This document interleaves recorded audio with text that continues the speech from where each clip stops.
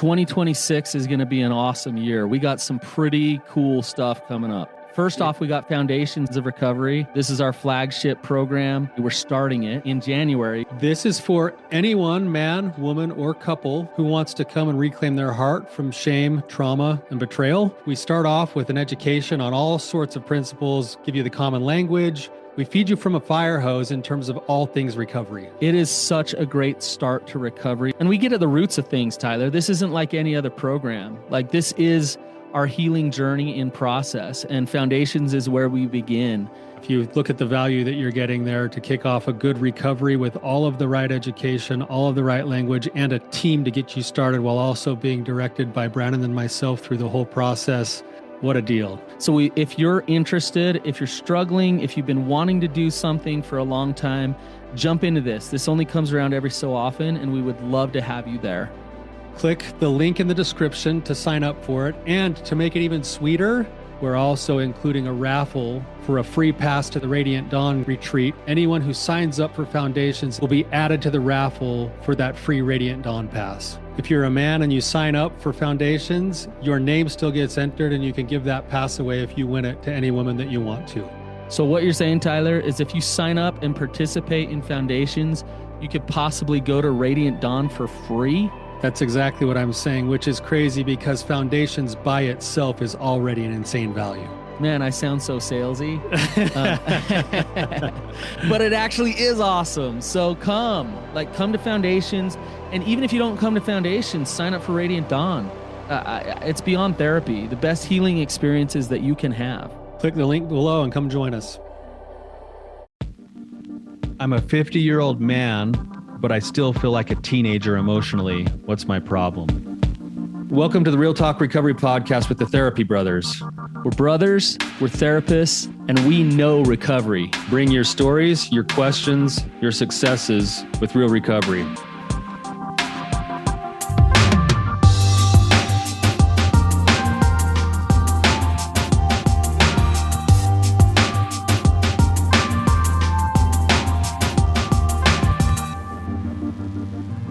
What's going on, you guys? Tyler here. I'm again on my own. Brannon is still at the conference. He went to a plant medicine conference this week on last notice.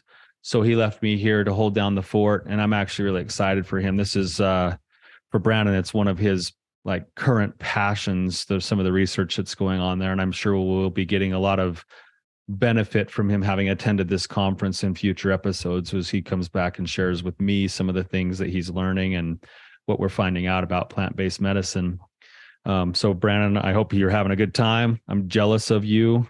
It sounds like a really interesting opportunity for you to be able to go. He was invited last minute, so he didn't have to pay for his own ticket or anything, which is awesome. But before we jump into anything else today, I'm just going to talk about a question that came up in my group. But before we do that, I just wanted to mention a couple of things. One is, just from the bottom of my heart, Brannon, I was just looking at our list. We're up well into the 200s on episodes now, and that's been over the course of just a couple of years. And in my wildest dreams, I never would have thought we'd be filming into the hundreds of episodes now. We kind of started just filming together for the fun of it, a way for us to spend some time with each other, and also hopefully provide some of the things that we do day to day in our counseling practices, but maybe just share it with people who might not have the same opportunities or experiences that some of our other clients get. And over the last few years, we've received so much connection, so much support, so much encouragement from so many of you listening. I just wanted to take a minute to just say thank you to those of you who are listeners here and those of you who give us the feedback that you do. Thank you for who you are and what you do. It makes what we do here even that much more rewarding. So just really, really glad that you're here with us. The other thing I just wanted to mention is that we're now open and moving towards, we're getting kind of all the way into summer now, and summer flows by really quickly. We have upcoming the Rising Sun Retreat. If you go to risingsun.org, S-O-N is sun, risingsun.org, you can look at what that is, what it entails, what it has to offer. In my opinion, the retreats that we do are one of the my favorite things to do personally because of the emotional experience that it brings and the connection that it brings from me towards the people who come, but also some of the shifts that we see happen at these retreats are really, I would call them miraculous. And it's not by anything that we're necessarily doing other than creating some space for the change that's already ready to happen inside of the people that attend are able to come and experience. So for you men who are out there looking at ways to maybe up your game in your own, not just your own personal recovery for sobriety, but in your lives, and just stepping into the kind of man that you're trying to become and want to become, or that God is calling you to be, take a look at therisingsun.org and see if that's right for you. All right. So let's talk a little bit about this question today. This question actually came from one of my clients in group this last week, and it's been having me, I've been sitting on it for a while, thinking about it. We had a discussion in group about it, and I thought it was informational enough and insightful enough that I wanted to share it with our audience, because I think there's a lot of other people who would relate to this. So in essence, here's the question. I'm a 50-year-old man. I am successful in my career. I have a family, grown kids. By all means, on the outside, I look successful. People would see me as successful, but on the inside, I feel like I'm a teenage boy still. And there's certain parts of that I don't like. I sometimes show up a little bit immature in my relationship with my wife. I sometimes show up a little bit immature in my relationship with other people. I sometimes find myself feeling like I'm in a one-down position with, say, people at work that maybe even I'm a superior over at work, but somehow I find myself feeling in the one-down position in that relationship. I'm 50 years old and I'm looking up to, a mid-30s person for my mentoring sometimes. Is there a problem with that? So that's the general question that came up. I feel a lot younger emotionally than I am physically, and I wonder if it's causing problems in my relationships, in my recovery. Is there something wrong with me? That's the question. So I broke it down into a few different pathways that we could pursue and talk about here, and maybe it will resonate. Some of these pathways will resonate for some of you, and some of the pathways won't resonate. And so just take what's valuable, see if it applies, and if it applies, then you can decide what you want to go and do with it. So the first thought that I had, and this is funny, as soon as I got the question was asked to me, I was actually thinking about a conversation that I have frequently with my wife. And I often say that I love doing my groups. And one of the things that I love about doing with my men's groups in particular, and I tell my wife this all the time, is that when I run a men's group, sometimes it feels to me like in addition to doing the therapy that we're doing and trying to have the change that we're having, it feels like I get to hang out with my high school buddies for an hour and a half sometimes with my men's group. So in essence, what that means is you could go along with this question. Maybe emotionally speaking, sometimes it feels like I'm back in high school again, talking through things with a group of men that range anywhere from their 60s all the way down to their 20s. And yet there's an element of that is fun for me because it feels like I'm hanging out with my high school buddies. Right. Now you can take that both positive and negatively, and I want to talk about that a little bit later in the episode. But in essence, there's some research here that I wonder if is playing a role for this question, if you relate to this question. And the research was done actually with marijuana users. So there's no research that shows that it might translate to some other type of addiction, whether it's sexual addiction or other forms of substance use or whatever. But it's at least worth considering and throwing it out there that this might be part of the possibility of what's going on for you. And what it says is the research is looking at, we get a score for IQ, like our intellectual quotient, right? That's how smart we are, rationally speaking, right? There's also something that gets measured called the EQ, or the emotional quotient. And the EQ sort of measures how emotionally mature you are. So if I were to score as an EQ of like a 16, I'm operating in many ways as emotionally as a 16-year-old boy, so to speak. Now, as I'm saying this, I can already imagine that my wife's going to be like, yeah, Tyler, you act like a 16-year-old boy emotionally a lot of the time. Like, this isn't a secret, right? Um, and and we'll talk about that a little bit in the future here. But the research here shows that for marijuana users, they did some research on people who were regular marijuana users, and they compared that to their EQ, or their emotional quotient. And what they found is that there was a significant correlation to the EQ, or the operating emotional age, and when they started smoking marijuana. So if I started smoking marijuana when I was 17 years old, my emotional quotient often was correlational to being about 17 years old emotionally.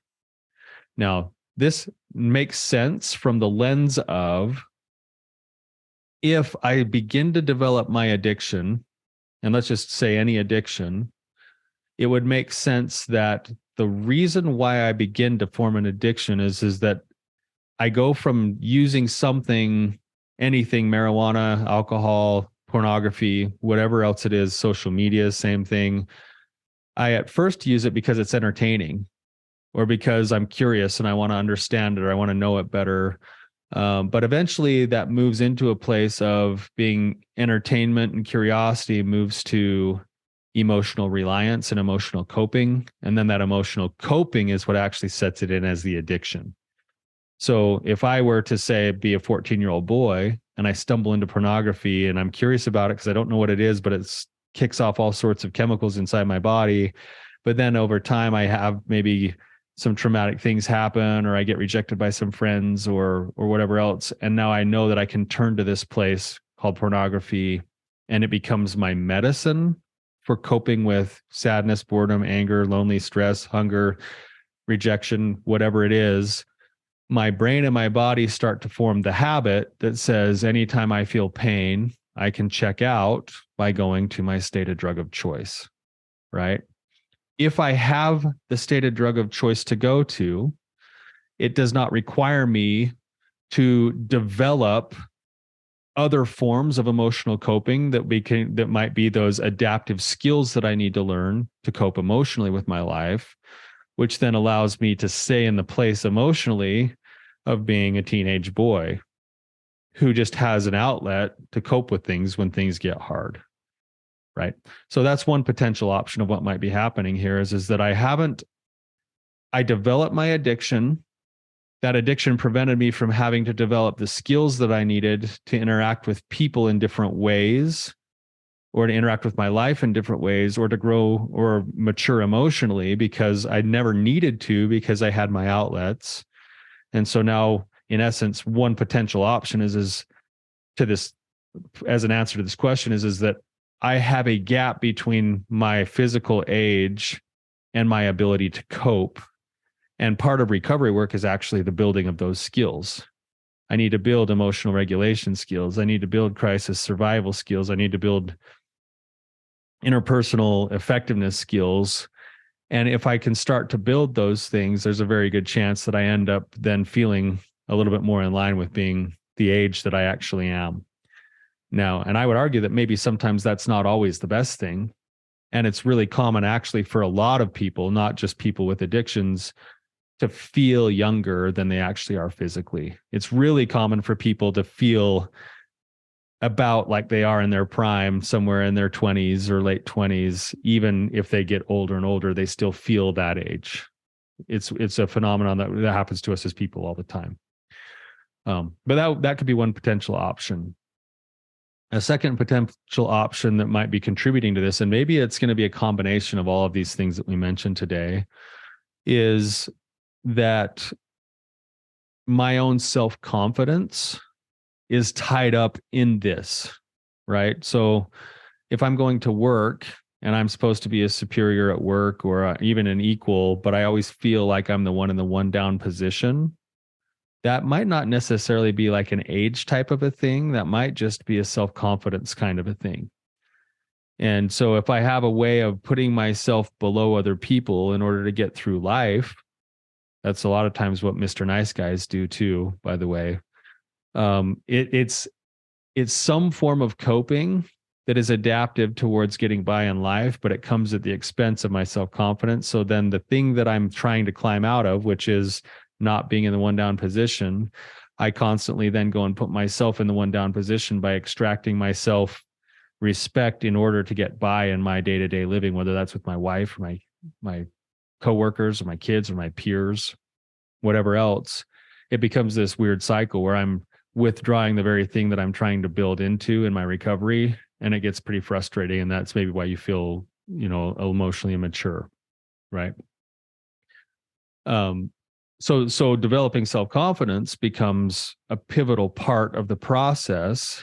And if you're wanting to build self-confidence, some of the basic things that, we teach over and over again, you guys hear these in a lot of other episodes, is number one, the development and the practice of self-compassion. So instead of going, oh, I'm 50 years old, but I feel like an 18-year-old, like I'm so terrible. It's like, oh, I'm recognizing that now. That's actually pretty common for a lot of people, especially common for people who maybe relate to having an addiction. Can I meet myself with compassion and understanding instead of the judgment that I might be meeting myself with instead? Can I be kind to myself? Can I offer grace? Because that grace will be a better motivator towards growth and maturity than shame ever will be. Right. So that could be one potential practice is, oh, I'm growing into things by practicing self-compassion, which, by the way, is its own form of emotional maturity, just to practice that skill. You also can employ, and I'd encourage this, and everybody who's in recovery knows this, there's lots of different ways to vocalize this. We talk about dailies. We talk about something called the daily charge, which is the pursuit of connection, hobbies, attunement and mindfulness, relaxation and proper sleep and rest, wrestling with a relationship with God, and then physical exercise. That's the daily charge that we use as sort of like base level dailies. But in essence, what dailies are is the pursuit of an emotional experience with the best part of myself every day in order to cultivate my heart. Now, that work, again, is actually the work of emotional maturity, to intentionally do the thing that sometimes I don't even want to do for the sake of cultivating the right heart, not just to keep me sober, which it'll actually help with sobriety, but because that's the kind of life that I want to live, right? I'm living now with intention. I'm taking action. I'm cultivating the right kind of a heart. So that daily charge becomes really important. And if it's done consistently over time, it grows self-confidence. So you pair up the daily charge with self-compassion, and you're beginning to actually provide a platform where that emotional maturity continues to grow. And then you can be more proficient at deciding when you want to act like an 18-year-old versus a 50-year-old, and when the right times are to do that. Right. So the other part of this would be there might be a skill set gap in the ability to communicate effectively with other people. And so reading the right kinds of books, Crucial Conversations or The Anatomy of Peace would be a couple of books, or Boundaries, any of the Boundaries series that Henry Cloud and John Townsend talk about. Those would be good resources for developing and acquiring the interpersonal skills to help increase that emotional quotient as well. Or practicing, healthy boundaries. DBT uses a skill called the FAST skill, which is about assertiveness and being able to be an equal person in relationships instead of being in a one-up or a one-down position. So those could be some potential things that might be going on there that might be on the problematic side of things, right? And so, if I find myself maybe saying and acting like a teenage kid when it's not in the right place, let's say, I'm wanting to be playful in my relationship with my partner, and I come across as a 16-year-old kid with my partner, and she gives me this look of like, dude, you are so immature right now. Maybe that's not the right time for that playfulness to come out. And so that's a time when I'd want to be more emotionally mature and act my age. So it's coming to know the situational awareness of when's the right time, because the flip side to this question is I don't necessarily want you as a man, whether you're 50, whether you're 20, whether you're 70. I personally, and this is just my own opinion on it, and I'll give you an explanation as to why I believe this, but I personally believe that one of the biggest issues with so many men that I work with is they actually lose touch with the inner child inside of them. And losing touch with that inner child is actually part of the problem and part of the reason why the addiction stays so vibrant in their adult lives. What I mean by this is that I believe deep down inside, we as men are built with a couple of things that are sort of hardwired into us by God. And you can take this or leave it. You might have your own opinions on it.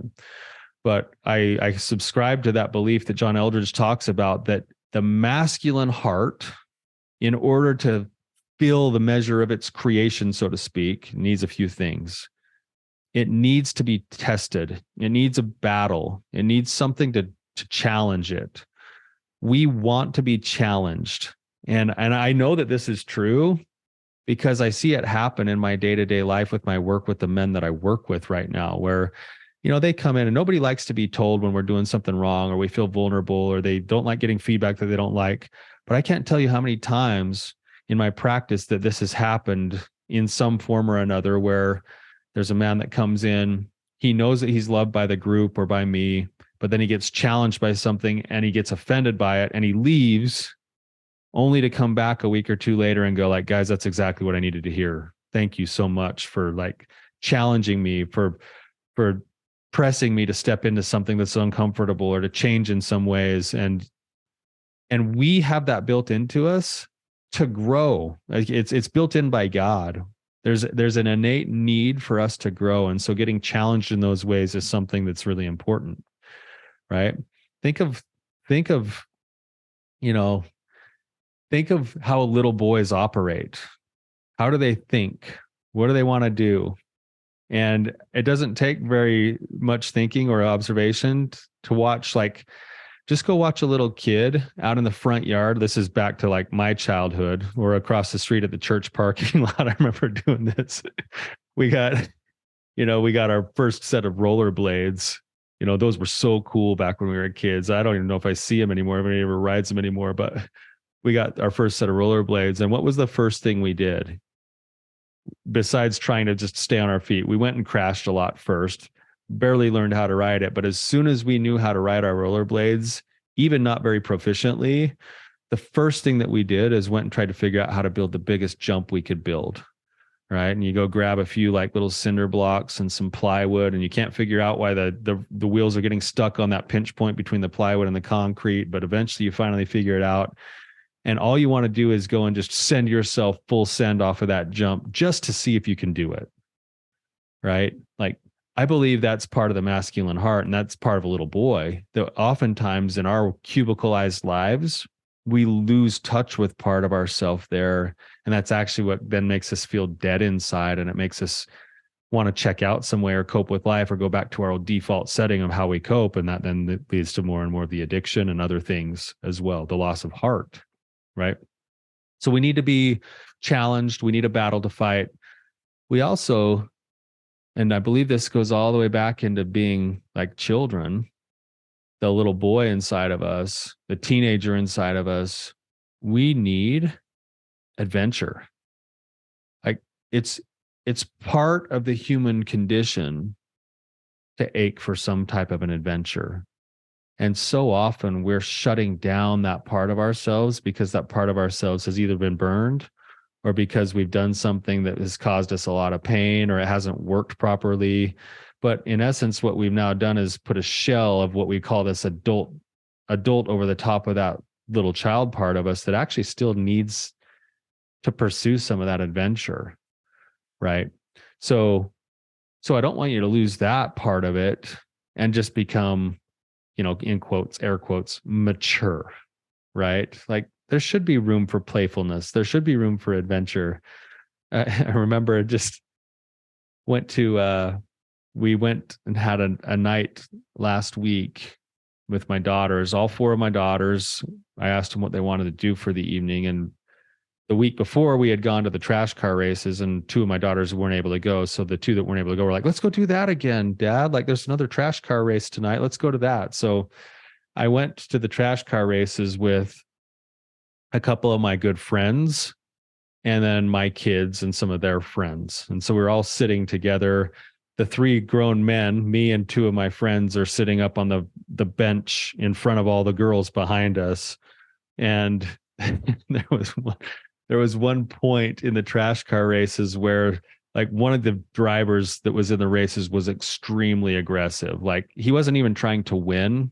He was just trying to cause havoc out there on the track, which then made it fun for us to watch, right? And so he'd like do things where he, instead of going all the way around the track, he actually shortcutted and drove right through the middle and median of the track just so he could get behind somebody who had bumped him so he could bump him back. You know, all he wanted to do was just stir up mayhem. And eventually he ended up stirring so much mayhem that he pushed a different car into a bump, and the bump tipped the car over, and the car like spilled over, and the battery came flying out, and the guy's upside down in the car. And, you know, and then they got him out, and he was safe and he was okay. And as soon as we saw that he was safe, and there's car parts all over the track, and the guy's like trying to gather him up and walk off the track, me and the two adult men that I was with, my buddies, we just lost it laughing.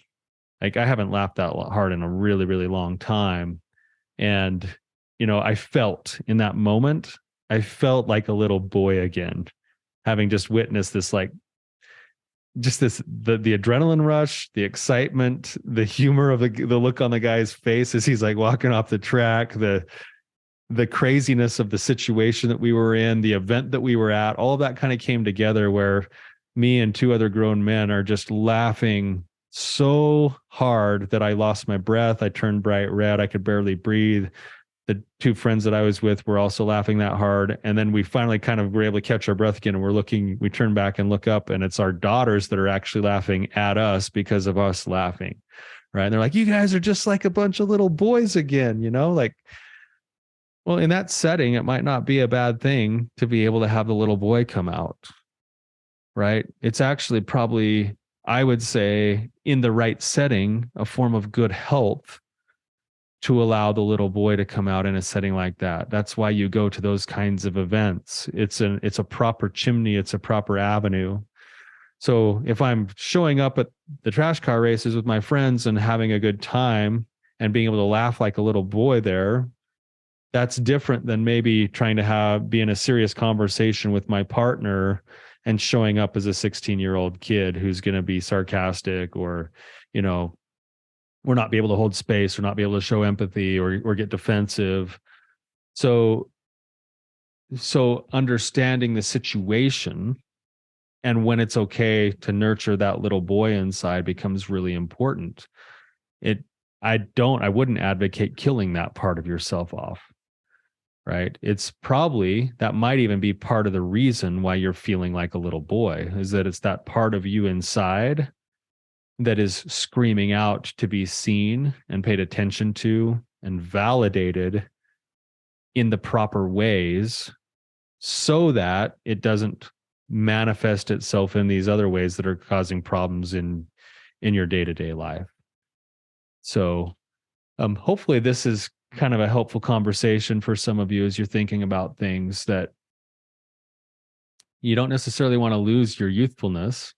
You don't want to lose the playfulness, the adventure, the need for, you know, a challenge. That's all part of the goodness. It's just a matter of developing the right skill set so that you can chimney and channel that energy to places where it's effective and it's allowed to be expressed in a way that's going to be positive, and then being able to then also develop the skill sets that you need, practicing self-compassion, doing the daily charge, developing skills for assertiveness, developing skills for connection, empathy, and then also boundaries. And if you bring those things together, that's maybe how that emotional maturity starts to happen. So be interested to know your thoughts on this. Hopefully this is helpful and an interesting conversation. It's definitely had me thinking for the last week. And again, thank you to our listeners who are here. Thank you for your support. You guys have an awesome week.